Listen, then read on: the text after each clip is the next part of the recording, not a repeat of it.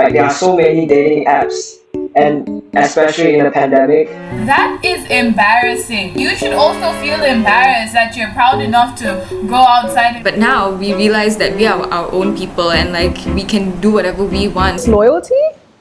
That is a wide range, you know? Hello everyone and welcome back to yet another episode of Bouncing Board. If you're new here, Bouncing Board basically aims to be a gateway to meaningful connections for young adults through a series of random, fun and intellectual questions. I'm your host Erica, and today, before we get into the topic reveal, we will be introducing four fabulous speakers from four very different backgrounds. First of all, we have Anise. Anise, say hi. Hello. Yes, Anise is a huge fashion and fitness enthusiast who also has an interest in a very interesting area of study, which is called pedagogy. What did he say? It's pedagogy, but yes. Pedagogy. So would you care telling us what pedagogy is all about? Basically, it is learning how to teach. So it's all good knowing the content, but what makes an effective teacher is, being able to teach it in the first place. So yeah, that's pedagogy. Very cool. And I think that's a very, very good interest to have, and it's very niche, I would say. Next, we also have Anna, a huge Potterhead from House Gryffindor who makes the most wholesome TikTok contents, and she also has amazing fashion sense. Anna, do you want to say hi? Hi.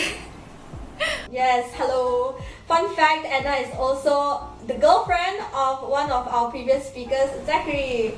Shout out to Zachary for introducing your awesome girlfriend to me. Yay! Next we have Andy, who is my fellow weeb from high school and also the OG foodie from class senior 3 Com A. He has chicken legs which can run for miles and miles. Andy, do you want to say hi to the audience? Hello guys. And today we rejoice. Before we not only have one but two weeps in the building, let me introduce y'all to Safia, who is also a fellow BTS ARMY, and fun fact, she's one of the YouTubers who inspired me to kickstart my YouTube channel. Do check her channel out, Safia Mitchell. Safia, do you want to say hi? Hello. Hello. So yes, now that everybody is sort of acquainted with one another, it's time for the topic reveal of the day. So basically the context for today's topic is that, relationships are not an uncommon topic amongst us young people, but I'm sure we all have our opinions and definition on what love truly means to us. But I think we can all agree that dating and looking for love in today's modern 21st century is a whole new ballgame. So we've gathered all of you here today to express your thoughts on the modern dating age.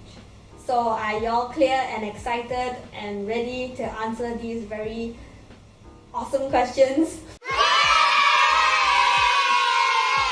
Let's go.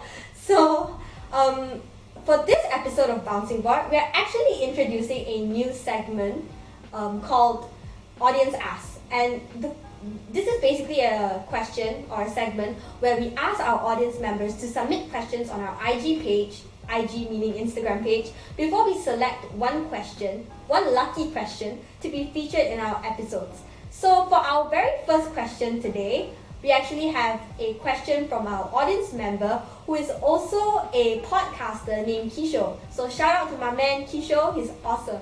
So the first question is, differentiate love and catching feelings for someone. Okay, so basically, right? I think infatuation is the fluttery, like the whole really, really excited bit.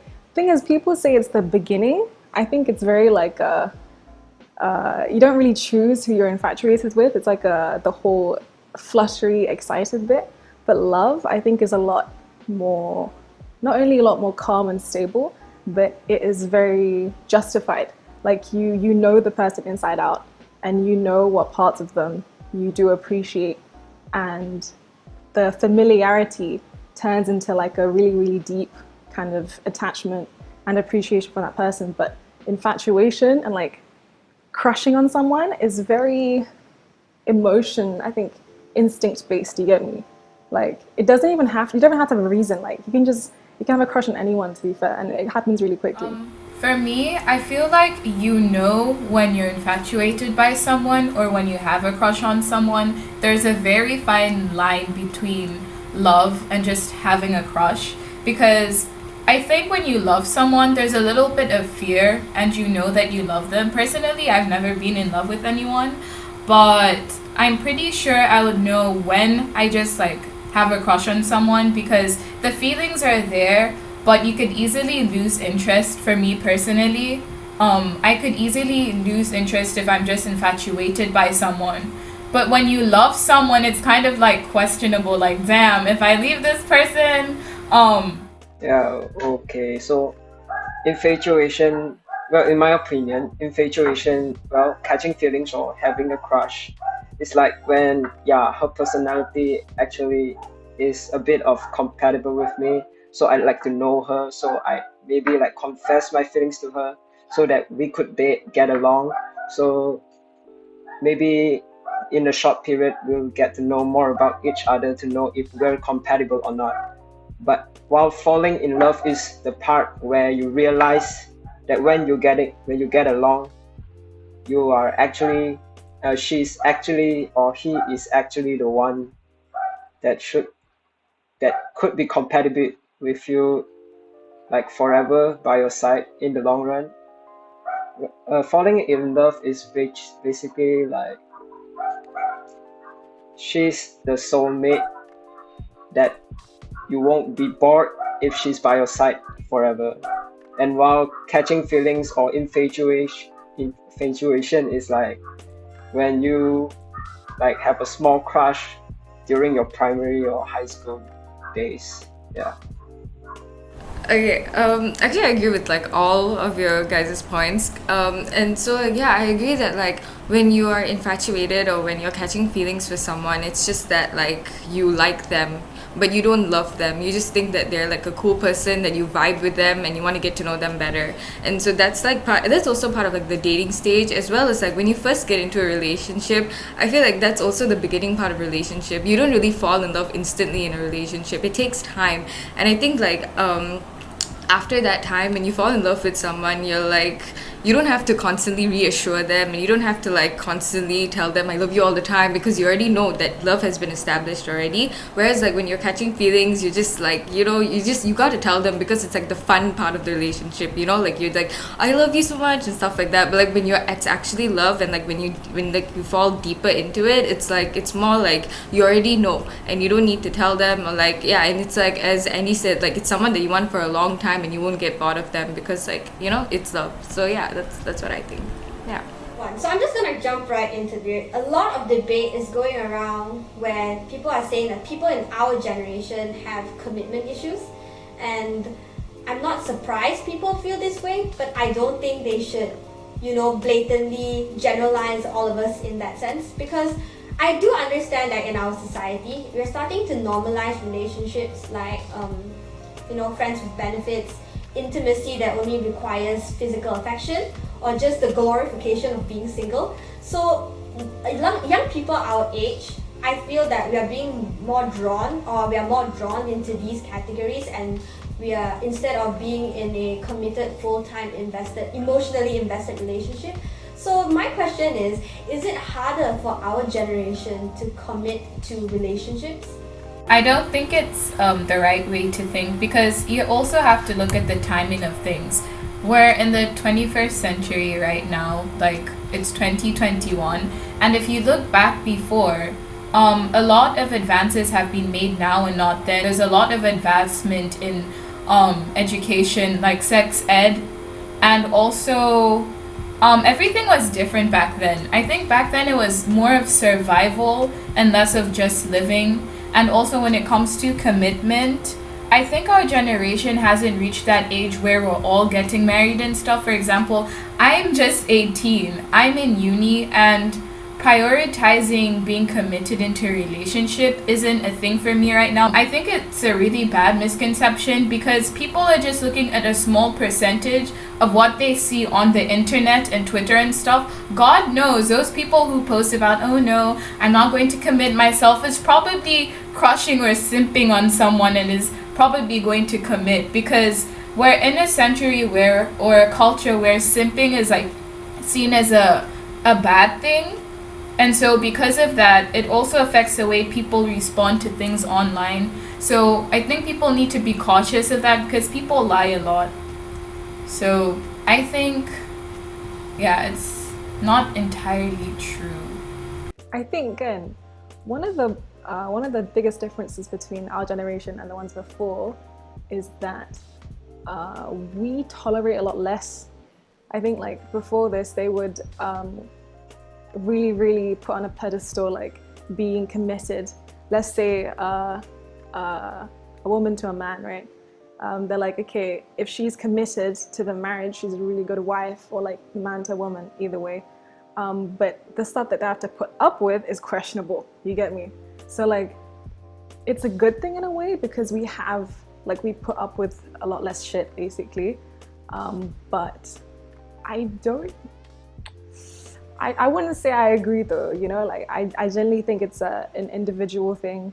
I don't think we're a lot less committed. I think because if you're in love, you'd want to be committed to that person, you know, either way, like whatever generation you are in. It's just a matter of what's your priority. Do you prioritize standards? Do you prioritize emotions? You know, like, do you prioritize your career? It really depends on the individual. I completely agree with like every single one of you guys. Like you see, like now as Safia said, like we live in a different century now, and like we have like more knowledge as to that like education is more important than like being in a relationship and stuff like that. Because like back then, if you think about it, right, there was a lot of like marriages that happened at a young age. Like if you think about it, like even your parents got married like probably at a young age. It's a possibility. And even your grandma, like they definitely got married at a young age because like that was like the mentality back then. But now we realize that we are our own people and like we can do whatever we want. So if we want to have a relationship, we would, and if we want to focus on our studies, we would. As well as like I also but I do disagree a bit with the whole sex thing, because I think that like some people now they see commitment as like some people are just genuinely not ready for commitment, which is a possibility. As well as I also think that like not everyone does have friends with benefits type of thing, because they're scared of like teenage pregnancy or anything, you know, like you still have that fear, right I'm being serious. So like I mean, if you think about it, like it doesn't necessarily have to be like, you know, STDs, or like you can just genuinely be afraid of the paranoia of like having teenage pregnancy, because you never really know, it's never gonna really work out the way you want. And you know, living in Asia, like, you know, it is a problem. Like you're probably gonna get disowned, yeeted out of the house like the next day. So like yeah, exactly. So yeah, man. So yeah, that's my thoughts on it. Cheating. Now I think we all know how we feel about that. Please, I don't have any time for any gossip now. Eh? Yes. Look at you. I'm sure it's all pretty negative, right? Is anybody feels positively about cheating here? If you had a cucking kink, you'd like it. He needs some milk. So like obviously, I mean, unless you live under a rock, right, you would know that people who are exposed on social media for cheating always receive the worst backlashes. And I think it's pretty universal when I say that a lot of people, or majority of us, don't like cheating, or like, you know, cheating. But I feel like people's interpretations of cheating can be very different. So the question is, in your opinion, what is considered an act of cheating? That's the thing, you know. That's the thing. Like, there's disloyal. Because when I hear cheating, my definition of it is you are in a monogamous relationship and you are having sex with someone outside the relationship. You know, that's cheating. But like disloyalty, that's like, it's a wide range, you know. You're flirting with someone else. You're I don't know. Flirting, dating, going on dates, letting someone know, making someone feel special type of thing. Any type of disloyalty. Yeah, I think cheating, it depends on the person, because there's some people, in my opinion, who are crazy. For example, if a guy has a girlfriend, and they're like really close, sometimes the girlfriends will consider that as cheating, which for me is like, calm down, because I'm sure the girl also has like guy friends. But then things like dating, why are you talking to other people when you're committed to someone? Like, that's disloyalty, but then for some people that can be considered cheating as well. Because why are you talking to other people? Like, why are you going on dates? Like, physical dates? That is embarrassing. Are you not embarrassed? This is really embarrassing. Like, it's not only embarrassing for your partner, but you should also feel embarrassed that you're proud enough to go outside and be like, haha, I'm going on a date. But you have another girlfriend, and then it's even more embarrassing if you're in a public relationship where everybody knows you're dating. Like, calm down. Fam, that means you've already broken up with them in your mind, in your heart. Not together. You're not together. Yeah, and the thing is, why are you staying with them? Like, what's the point of you cheating? Like, why are you with the person if you're going to cheat? I feel like cheating, like, yes, those are the definitions of cheating, especially when you're in like a serious relationship. But you know what? It's like, it's not cheating, but it's very sus. It's like when like your significant other goes and like hangs out with another girl, but he doesn't tell you about it, and you have to find out like from Instagram stories or something. Like, and it's nothing, it's not a big deal, but then he just doesn't tell you about it. That's so sus still, you know. But I don't, yeah, like, it's like, but then it's like a hint that he could be cheating. But like, yeah, so I think, yeah, but I think the line for me to draw for cheating is if one, like, as Andy said about the two, like physical and mental. Like, if a guy is thinking about another girl while he's with me, then like, what's the point? Why are you with me then? Go be with the other girl, right? Like, That's the thing. That's the thing. If you want an open relationship, go to somebody else. Like, is it that hard? The thing is, have the decency, respect me enough to let me down. Tell me, if you want to break up, it's fine. It's probably mutual, Like, if you want to break up, yeah, like, why hurt the other person in the process? Yeah, so in my opinion, yeah, I think there are only two types of cheating, which is emotionally cheating, which is mentally cheating, and physically cheating. Emotionally cheating is like when I'm dating this girl, but in my mind, I'm thinking of someone else and maybe flirting with her and then chatting with her during the wee hours, or yeah, during the time that she isn't by my side. And then physically cheating is like I'm dating this girl, but then I have a side chick and I'm having sexual intercourse with her at the time where we aren't together. Yeah, two types. So we talk about cheating, we talk about flirting, we talk about what love really means, and we talked about a lot of things. So, and we also talked about catching feelings and commitment. Now we're going to talk about a bit more technical stuff, which is when you actually get into a relationship. And in every relationship, there are definitely ups and downs, but I think that also the downs play a very big role in relationships, because during the downs, it's sort of like a transitioning point, where it may go, okay, to an extent, when it's down, it can be really down, like when you've hit rock bottom. It's like a transitioning point where you can choose to either give up on your relationship, which is like you break it off, or to salvage and work things out with your partner. Because things can either go any way. It can get better or it can get worse from there. So, when a relationship is at its breaking point, how do you know when it's worth saving versus when to call it quits? Yo, I have a philosophy. Honestly, you can get through anything as long as you want to. As long as you want to. Like, if you don't want to, the tiniest thing can be like, okay, Khalas, I'm gonna break up with her. Like, imagine like someone who's like, oh, she cut her hair, I don't like her anymore, type of thing. That can be, a breaking up thing. Or like, oh, she gained weight or lost weight, I want to break up with her, type of thing. But if you're really, really in love, like, and you really, really want to, as long as you want to, both sides want to, then anything can. You guys can work through it. But it depends, how much you're willing to put up with. Okay, so actually, Okay, so I heard from my friend who's also in a relationship, and she was in like a relationship longer than I've been. And so she was telling me like there's this like thing where it's like the first 3 months of relationship is gonna be rainbows and unicorns, and then like 4, 5, 6 is when you're gonna fight the most, because that is when your true colors really come out, and that is the part where you actually have to stick by each other, because okay, personally, we're both very insecure people, in a sense where it comes to like I don't think I'm good enough for him, or he doesn't think I'm good enough for her, and that is when we make up the reason of like, I want to break up with you because I think you deserve better. And but the thing is like, but that's during the 4, 5, 6 months, and then like, but we talked about it, and then we were like, no, we shouldn't think like this, because it's not right, because it's like, we are good enough for each other, and if we don't think we're good enough for each other, we're gonna work to become that person that we think they deserve. In my opinion, I think that when it reaches a breaking point, I think both sides should maybe like agree in giving both of themselves some time apart, maybe a week or maybe a month, to let them chill by themselves, love themselves, maybe hang out with their friends or their families.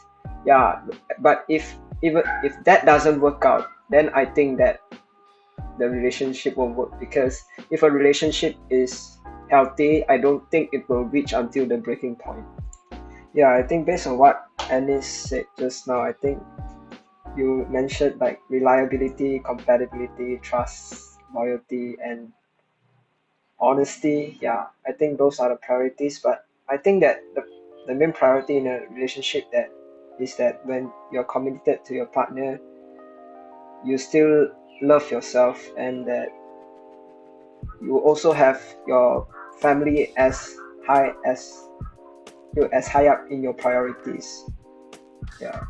Different people of all walks of life have different values when it comes to love, and there is no clear objective answer to what love should be like. So, what should be the priorities in love? I don't even think I'm like fit to answer this question because I'm 19 and my thoughts don't matter. You get me? Like, I'm not. If I was like married and like in a 40-year relationship and I can actually give a good input, then probably. But at the moment, like my priority in love is like what? Chemistry, trust, that type of thing. I think in a marriage that isn't the most important thing. Like in like a long-term type of soulmate-ish kind of thing, probably isn't the most important thing. But like, reliability, honesty, transparency, all of that. Yeah, I think based on what Anis said just now, I think you mentioned like reliability, compatibility, trust, loyalty, and honesty. Yeah, I think those are the priorities. But I think that the main priority in a relationship that is that when you're committed to your partner, you still love yourself, and that you also have your family as high up in your priorities. Yeah, that's what make a relationship successful. When it comes to love, I think it's different for everyone. Obviously, like Anise said, characteristics as well of the person. That's what draws you to them in the first place. So if you're not compatible, then that also might affect how much you love a person in terms of like what makes love. I think that also goes with trust and everything. But then I think for me, when you're willing to just do something for someone, obviously when it's not in like a toxic way, because that's just something else. If I'm willing to do so much for you in very different ways, then I think that could also be a property of what makes love.